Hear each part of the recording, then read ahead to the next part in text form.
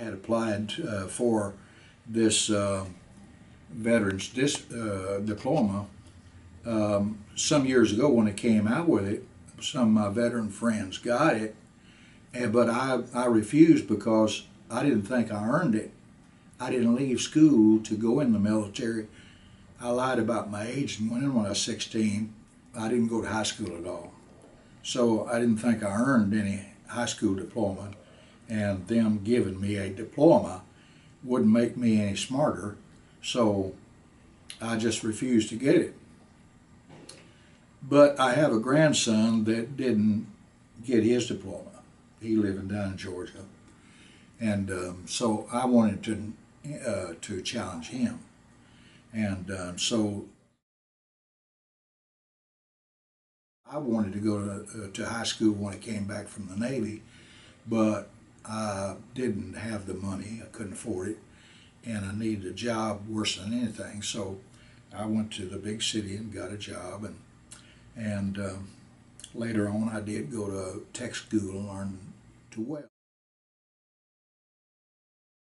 I had already gotten married, and so I followed the trade of welding for several years, and I felt the call of God on my life to preach the gospel, and I've been a holiness Pentecostal preacher for around 60 years.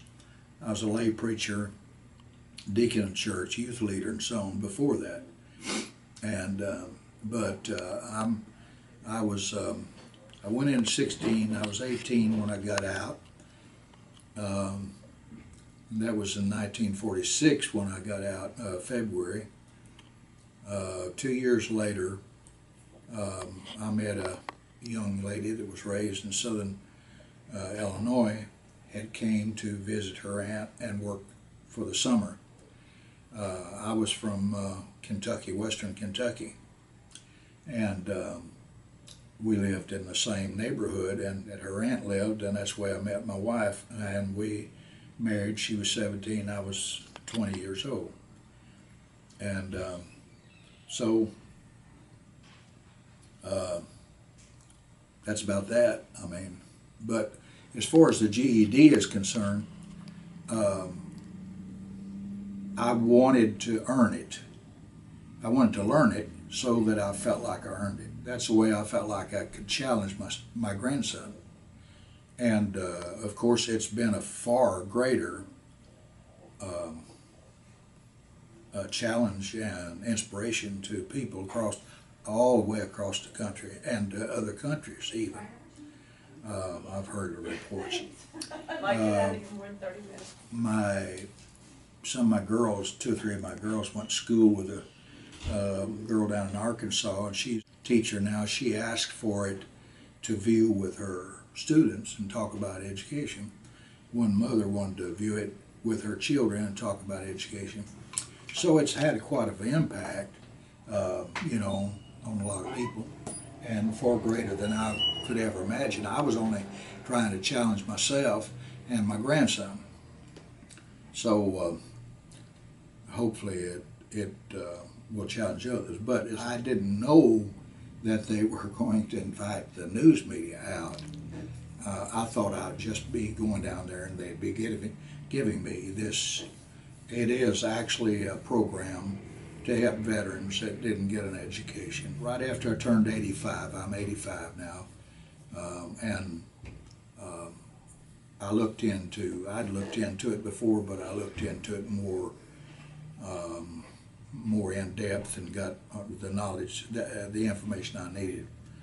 And so I worked on it about 2 months.